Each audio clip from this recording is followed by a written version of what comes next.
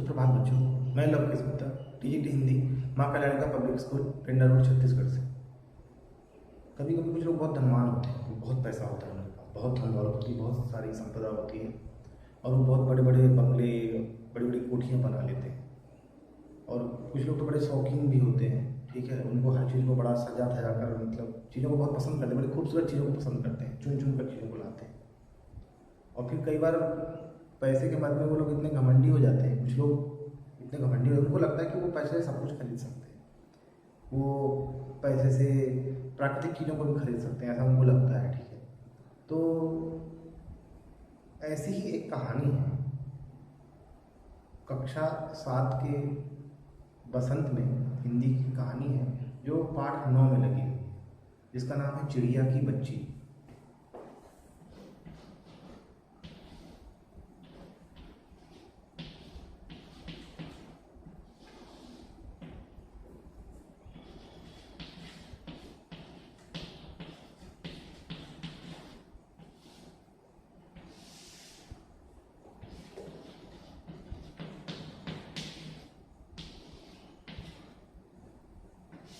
और इस कहानी के कहानीकार हैं, इसको लिखा है जयेंद्र कुमार जी।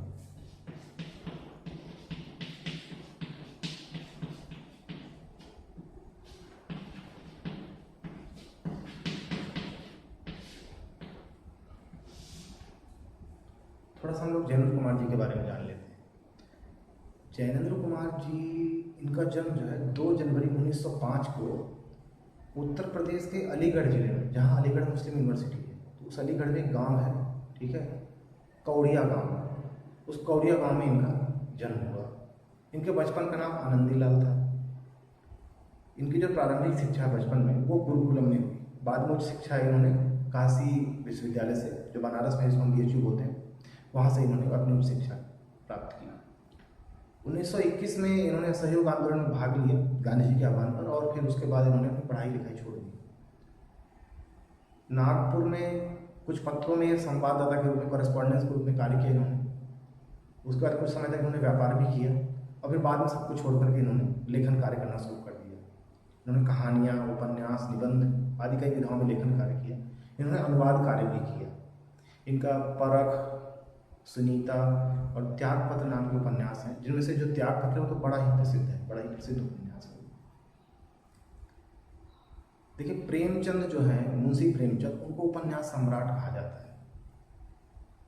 प्रेमचंद जी के बाद जितने भी उपन्यासकार हुए, उनमें जयेंद्र कुमार जी का बड़ा ही प्रमुख स्थान है, क्योंकि जो उपन्यास इतिहास है, उपन्यास का जो इतिहास है, उसमें जो जयेंद्र कुमार जी हैं, उपन्यास के इतिहास में मनोविश्लेषणात्मक परंपरा के प्रवर्तक माने जाते हैं। कि मनोविश्लेषणात्मक परंपरा क्या है? इसका मतलब ये होता है कि मनुष्य के मन के अंदर जो भाव चल रहे होते हैं, उनका चित्रण करना। आप किसी व्यक्ति, कोई व्यक्ति कुछ बोलता है तो उसके बोलने से उसके मन के अंदर क्या चल रहा होता है, उसके भाव को पकड़ने का प्रयास इन्होंने किया है। तो जब भी ये कोई कहानी या उपन्यास लिखते हैं तो उनमें इनके जो पात्र होते हैं, पात्र जब कोई बात कहता है तो उसके अंदर के क्या भाव छिपे होते हैं, पढ़ते पढ़ते आपको ये पता चल जाएगा कि वो आदमी कहे जरूर कुछ रहा है, लेकिन उसके मन के अंदर क्या भाव चल रहा है। व्यक्ति बोलता कुछ है लेकिन मन के अंदर जो भाव वो पता चलता है। तो उस मनोभाव को ऐसे कौन से शब्दों का इस्तेमाल किया जाए जिससे उसके मन के भाव प्रकट हो जाए, तो ये इनके उपन्यासों में आपको मिलेगा। जयेंद्र कुमार जी को साहित्य अकादमी पुरस्कार और पद्म भूषण जैसे पुरस्कारों से नवाजा गया और 24 दिसंबर 1988 को इनकी मृत्यु हो गई। तो आइए हम लोग चलते हैं थोड़ा पाठ की तरफ। चिड़िया की बच्ची। माधवदास ने अपनी संगमरमर की नई कोठी बनवाई है। ये एक व्यक्ति है माधवदास, जिसने अपनी संगमरमर की नई कोठी बनवाई है, नया बंगला बनवाया है। उसके सामने बहुत सुहावना बगीचा भी लगवाया है और कोठी के सामने बहुत सुंदर, सुहावना का मतलब क्या होता है? सुंदर। सुहावना एक शब्द है, सुहावना का मतलब है बड़ा सुंदर, बड़ा ही सुंदर एक बगीचा लगवाया है। धन, उनको कला से बहुत प्रेम है, मतलब जो आर्ट की चीजें हैं, ठीक है, जैसे पेंटिंग, जैसे नक्काशी, ये सब चीजें जो कला से संबंधित चीजें हैं, ठीक है, वो उनको बड़ा प्रेम है, ठीक है, कला से संबंधित जो भी चीज है। धन की कमी नहीं है और कोई व्यसन छू नहीं है। धन की उनके पास कोई कमी नहीं है, अपार धन है। और व्यसन, व्यसन का मतलब होता है बुराई। व्यसन का मतलब होता है बुराई, और व्यसन उन्हें छू नहीं गया। व्यसन का मतलब बुराई से मतलब यह है कि जैसे कुछ लोगों को क्या कहते हैं मदिरा सेवन, या ऐसे क्या कहते हैं जुआ खेलना, ताश खेलना आदि इस तरह की जो बुराइयाँ, जो सामाजिक बुराइयाँ होती है, उस तरह की कोई बुराई उनको छू नहीं गई, ठीक है ना। बड़े ही इस मामले में बड़े ही सीधे इंसान है। सुंदर अभिरुचि के आदमी है। अभिरुचि का मतलब क्या होता है? मनुष्य की इच्छा। सुंदर माने मतलब उनको हर चीज़ बड़ी सुंदर लगती है, वो उनका हर काम बड़ा ही मतलब उनको हर चीज़ बड़ी सुंदर चाहिए। पैसा है उनके पास, कमी नहीं है, तो चीज़ों को बड़ा ही सुंदर बना के रखते हैं, उनका बगीचा ही बड़ा सुंदर है, ठीक है। फूल पौधे, रकाबियों से हौजों में लगे फव्वारों में उछलता हुआ पानी उन्हें बहुत अच्छा लगता है। फूल पौधे उनको लगाना बहुत अच्छा लगता है।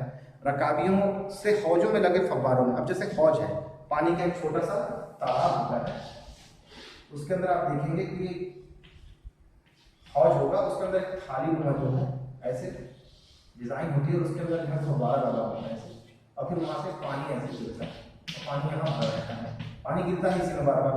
तो उनको रकाबियों में जो फव्वारे लगे होते हैं, ठीक है ना, वहां से, रकाबी का मतलब ऐसे थाली होता है, थाली नुमा बना रहता है, तो फव्वारा जो उछलता हुआ पानी को बड़ा अच्छा लगता है। समय भी उनके पास काफी है, बहुत समय है उनके पास। शाम को जब दिन की गर्मी ढल जाती है और आसमान कई रंग का हो जाता है, तब कोठी के बाहर चबूतरे पर तख्त डलवाकर मसनद के सहारे वह गलीचे पर बैठते हैं और प्रकृति की छटा निहारते हैं। तो समय उनके पास बहुत सारा है, और शाम को जब आसमान कई रंग का हो जाता है, शाम जब होता है आप देखते हैं आसमान कभी नीले से फिर धीरे धीरे गुलाबी, ठीक है, और फिर लाल, और ऐसे करते करते पीला, ऐसे कई रंगों का होता है, तो वो क्या करते हैं आराम से, ठीक है, बाहर तख्त निकलवा लेते हैं।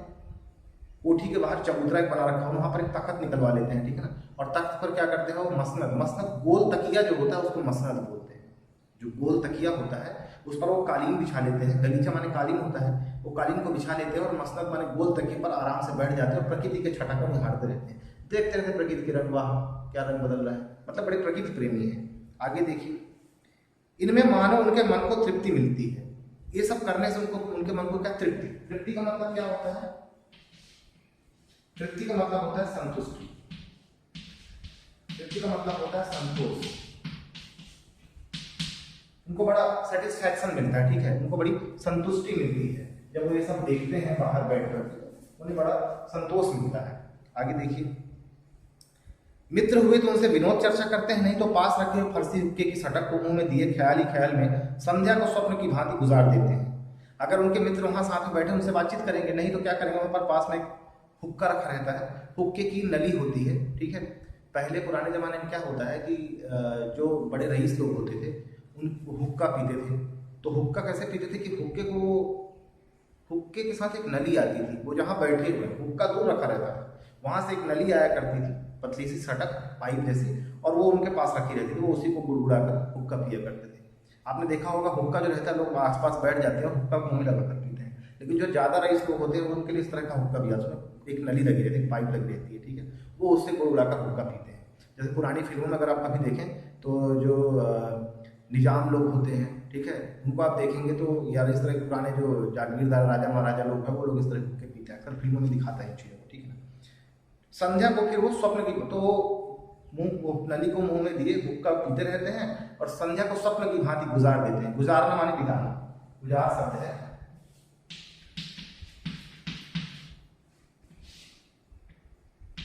गुजार माने होता है संध्या को स्वप्न की भांति गुजार देते हैं। आज कुछ बादल थे, घटा गहरी नहीं थी, आज आसमान में थोड़ा बादल थे, घटा नहीं गहरी नहीं थी, घटाएं ज्यादा गहरी नहीं थी। धूप का प्रकाश उनमें से छन छन कर आ रहा था, जो धूप का प्रकाश है बादलों से छन छन कर आ रहा था। माधवदास मसनद के सहारे बैठे थे, माधवदास उस गोल तकिए के सहारे बैठे थे। उन्हें जिंदगी में क्या स्वाद नहीं मिला, वो सोच रहे थे कि जिंदगी में मुझे ऐसा क्या चाहिए जिसका स्वाद नहीं मिला, जिसका स्वाद, ऐसा कौन सा सुख है जो मुझे नहीं मिला।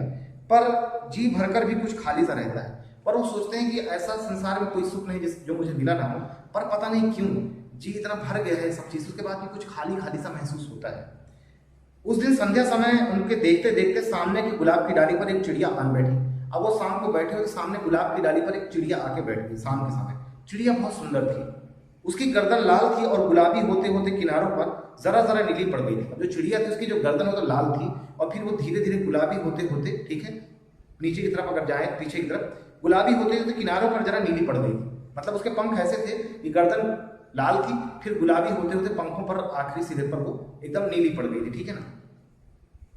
पंख मतलब जो गर्दन है, गर्दन आपको अगर चिड़िया है ऐसे, ठीक है, चिड़िया की गर्दन आप देखेंगे तो चिड़िया जो है, चिड़िया की गर्दन में ये जो भाग है ये पूरा कैसा है, गुलाबी है, गहरा गुलाबी है, और उसके बाद ये पूरा गहरा लाल है, उसके बाद गुलाबी, और फिर किनारे पर हल्का हल्का नीला, मतलब 2-3 रंग है उसकी गर्दन में, ठीक है ना। आगे देखिए, पंख ऊपर से चमकदार स्याह थे, और उसके पंख जो है ऊपर से कैसे थे, चमकदार चमकीले थे, और स्याह माने काले थे, काले पंखों वाली, चमकीले काले पंखों वाली चिड़िया थी, जिसकी गर्दन लाल और गुलाबी भाग ले हल्की हल्की नीली थी, ठीक है ना। ऐसा लगता था उसका नन्हा सिर तो बहुत प्यारा लगता था, और शरीर पर चित्र विचित्र चित्रकारी थी, उसका छोटा शरीर बड़ा प्यारा लगता था, और पूरे शरीर पर बड़ी ही मतलब रंग बिरंगी चित्रकारी थी। ऐसी चिड़िया जो है बुलबुल होती है, अगर आपने बुलबुल को देखा हो तो बुलबुल ऐसी चिड़िया होती है जिसके गर्दन पर लाल रंग की धारियां होती हैं, ठीक है, गहरा लाल रंग होता है, और पंख उसके ऐसे चमकदार स्याह होते हैं, ठीक है।